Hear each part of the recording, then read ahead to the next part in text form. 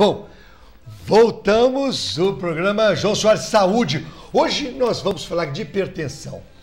O doutor Eduardo vai falar algumas coisas de hipertensão ligadas a plantas, etc., meditação. O doutor Márcio vai falar a teoria básica da hipertensão arterial. Pressão alta, pressão baixa. Depois o doutor Ronaldo vai falar para você, hein? Inclusive da área de saúde, médicos, acadêmicos, como tratar a hipertensão.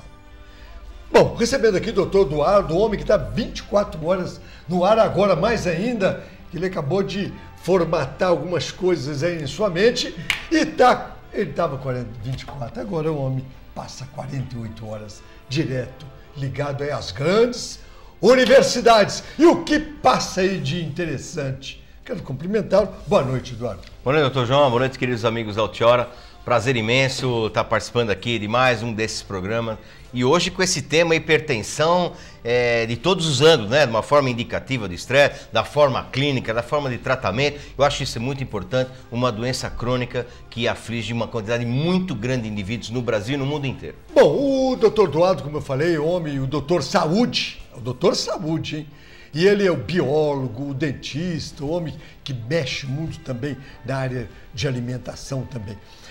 Nós vamos começar perguntando o seguinte, doutor Eduardo, existe alguma planta que pode funcionar na hipertensão para controle? Olha, muito interessante. Existem sim essas plantas. Só que eu, logo de cara, doutor João, se me permite passar uma dica pro pessoal, plantas medicinais. Eu trabalhei uma certa época na Universidade de São Francisco com linha de pesquisa com plantas medicinais ligados à área, muitas vezes à área de parasitologia. E tem um detalhe, as plantas medicinais elas fazem um efeito sim, só que elas devem ser prescritas por um especialista e não é qualquer pessoa que ouve falar de tal planta ir lá e comprar e tomar, porque na realidade isso pode acabar fazendo muito mal. Só para dar um exemplo rápido, nós fizemos um trabalho, um experimento com camundongos e usamos uma planta para matar um verme dentro do camundongo. Realmente a planta matou o verme, só que matou o camundongo também. Então, muito cuidado com isso. Existe sim uma série de plantas medicinais, mas elas devem ser prescritas por um especialista sempre. Agora, você tem aí, dentro dessa área de plantas e tudo, você tem o alho. O alho, ele controla, você pode usar o alho, um dentinho de alho por dia, além de manter sua pressão aí estável, apesar dos medicamentos. Tem que tomar medicamento, não pode parar. Você pode evitar aquelas placas de ateroma, Eduardo. Isso, então. O doutor Márcio Vilaça e o doutor Ronaldo, que vão vir a seguir aqui, eles vão dar orientações clínicas, de diagnóstico inclusive, porque depende a causa da hipertensão, essas plantas medicinais podem fazer o efeito, por exemplo, coadjuvantes, inclusive. Olha, o alho, para que o doutor João falou, um dente de alho, eu acho muito ruim comer um dente de alho, tomar água de alho, existe cápsula já pronta no mercado. Então, ingele ali com um golinho de água e ela não tem contraindicação. Então vamos começar. Se você não tem problema aí que seu médico contraindique o uso do alho, uma cápsula do alho todos os dias. Sabe quanto tempo você vai viver? Seus 150 anos, Eduardo. E sabe por quê? Porque o indivíduo com pressão arterial elevada, crônica, acarreta uma quantidade de doenças maiores em relação a isso e o indivíduo pode até ir a óbito por conta disso. Agora, o que é interessante, voltando às plantas medicinais, elas podem ter dentro de um princípio ativo dentro delas que pode estar melhorando, por exemplo, a hipertensão, mas pode estar aumentando, digamos assim, o diabetes ou aumentando o colesterol. Portanto, a gente reavisa, é necessário sempre a indicação e orientação de um médico especialista na área. Tem aquela, vocês todos conhecem, a Ralvófia serpentina, que foi usada durante muito tempo aí na hipertensão. Mas isso tudo, como o Eduardo falou, sobre orientação. Agora pergunta, qualquer uma pessoa pode sair tomando chás diuréticos para a hipertensão, sem oferecer riscos? Exatamente isso. Vamos complementar, portanto. Vamos saber qual é o diagnóstico da hipertensão. Por quê? E veja só, não adianta, hipertensão, eu estou retendo líquido, a pessoa, né, falando, não o médico orientando ou dando diagnóstico. Pessoal, não, estou retendo muito líquido, vou tomar um chá diurético que já ouvi falar que é muito bom, etc. No problema da diurese, quando você está eliminando água pelo corpo, você elimina sais minerais. Você elimina selênio, você elimina magnésio, você elimina potássio. Uma série de nutrientes tem que ter cuidado, que são necessários e você começa a ter cãibra, por exemplo. Então, não é possível você estar prescrevendo a medicação para você. Que existe? Existe sim. Pode ser um até coadjuvante, não tem muitas vezes contraindicação, mas na realidade sempre sob orientação de um profissional, senão você pode estar fazendo uma coisa errada. Bom, e a medicina chinesa contribuiu na hipertensão? Ah, a medicina chinesa é muito boa. E sabe o que eles dizem, doutor João? Que existem 3 fatores para aumentar a pressão. Problemas do fígado, problemas de estresse mental e problema renal. Então, para cada um desses tipos, a medicina chinesa tem uma orientação. Para quem tem problema do fígado, alguns chás que eles possuem lá. Para quem tem problema de estresse, a meditação. E para quem tem problema dos rins também tem alguns tipos de ervas e chá que pode fazer isso. Agora, a teoria dos chineses, na terapia alternativa chinesa, é que você deve manter sempre o equilíbrio do corpo e da alma. E uma alimentação saudável com atividade física, nem de remédio você precisa. Bom, dentro da medicina chinesa tem assim, um melhor tratamento? Olha, eles têm alternativas. O que eles falam realmente é a meditação. É óbvio que para você fazer uma meditação, não é em qualquer lugar que você pode estar fazendo. Tem técnicas de meditação para se fazer, mas que a gente pode dar uma orientação por cima aqui. Você não adianta querer fazer uma meditação lá na praça, lá sentado na escada da catedral. Dá. Nem outra. A gente sai de uma reunião nervosa, tensa, discussão de trabalho, eu vou para casa, vou meditar. Você não consegue imediatamente ali. Faz uma atividade física, uma caminhada, depois libera as endorfinas, vai ficando mais calmo. Aí você entra num quarto, uma sala na sua casa, faz uma postura, coloca uma música de fundo, se quiser. Sabe aquelas, tem tipo de umas coisinhas que vende aqui na cidade, o tipo de um aquáriozinho pequenininho, uma fontezinha que joga uma água, faz um barulhinho de água na sua casa. Aquilo é excelente, doutor João. Coloca na tomada, é uma coisinha é um motorzinho, uma bombinha de aquário. Aquela água jorrando, aquele silêncio, abaixa um pouco a luz. Pode acender um incenso perfumadinho, bem gostoso, fica naquela postura, os olhos semicerrados, relaxa a boca, relaxa toda a musculatura, desvia de todos esses problemas que você tem no dia a dia, comece a fazer essa prática durante alguns minutos, durante um tempo, vai chegar uma hora que você vai conseguir meditar por um longo tempo.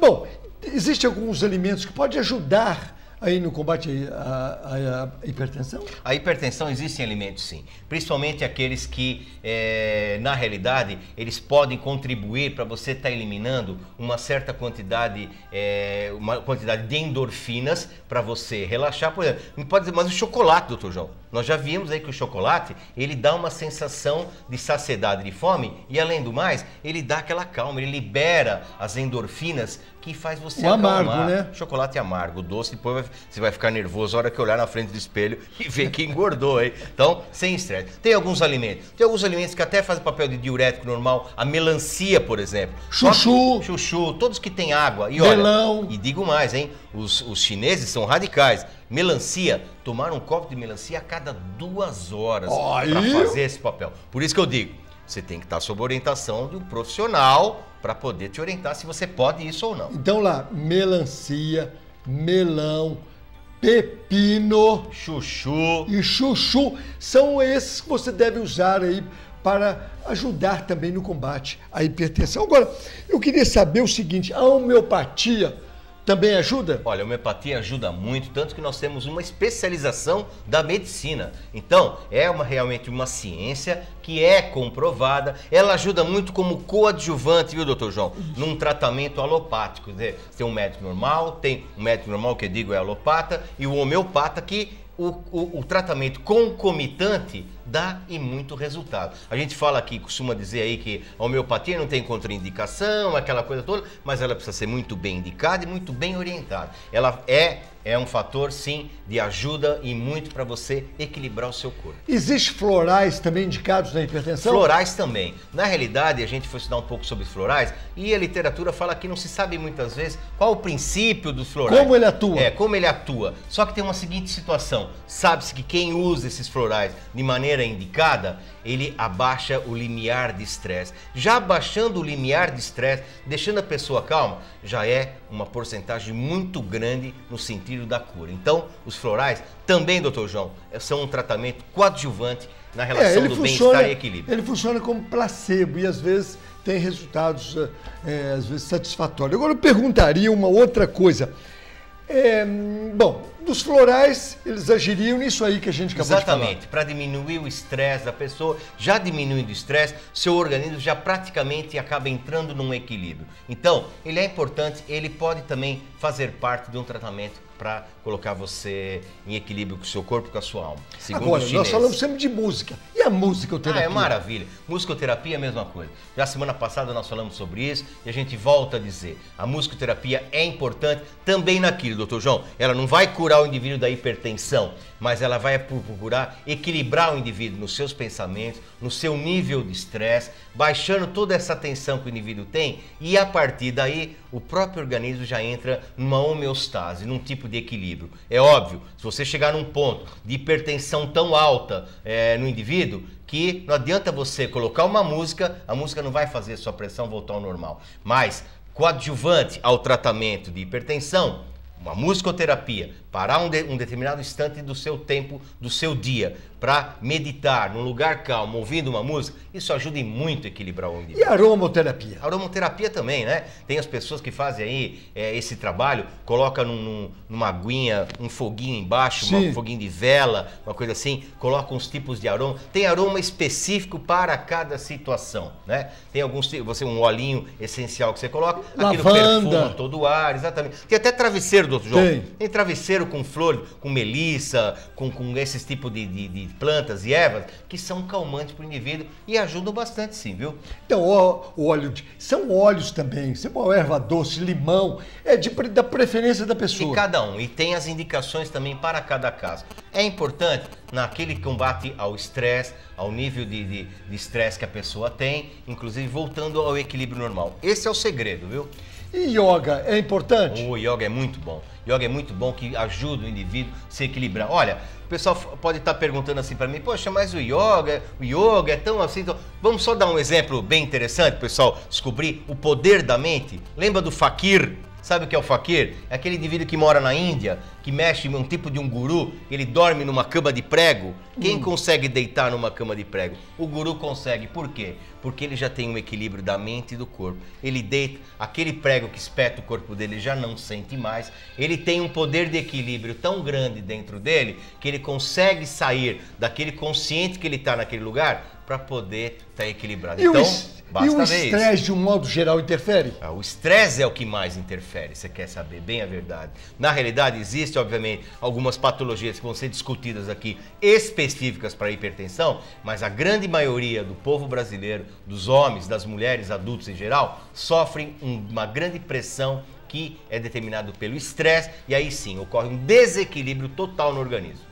Bom, eu queria saber o seguinte, de um modo geral, as pessoas angustiadas, agressivas, são mais sujeitas a ter hipertensão. Exatamente, tanto um quanto o outro. Tanto as agressivas quanto as hipotensas, quer dizer, aqueles indivíduos que são deprimidos, tudo isso cientificamente é comprovado porque quando você está nervoso, com raiva de alguém, com angústia, com rancor, o que acontece? Libera adrenalina no seu corpo. E essa adrenalina já é um fator de aumentar a pressão. Tanto o indivíduo que está nervoso, tenso, quanto aquele deprimido também acaba liberando esse tipo de adrenalina e a adrenalina, por si só, já faz subir a pressão. Agora, exercício de respiração ajuda? Importantíssimo. Parar, usar o diafragma, que a gente já comentou. Usar o diafragma é o seguinte, você para, naquele momento de meditação que você está sentado, você respira, ao inspirar, seu abdômen se distende e ao expirar, seu abdômen volta no lugar. Aquilo oxigena o cérebro, diminui os níveis de adrenalina no seu organismo, consequentemente você vai baixando a pressão e equilibrando, estando, obviamente, tudo em equilíbrio. Bom, é isso aí. Doutor Eduardo, semana que vem estará aqui, hein, Eduardo? Se Deus quiser, também poder dar umas dicas importantes aí em qualidade de vida para todos. Bom, continuaremos com hipertensão já já. Nós também estaremos debatendo esses assuntos aqui. A gente volta.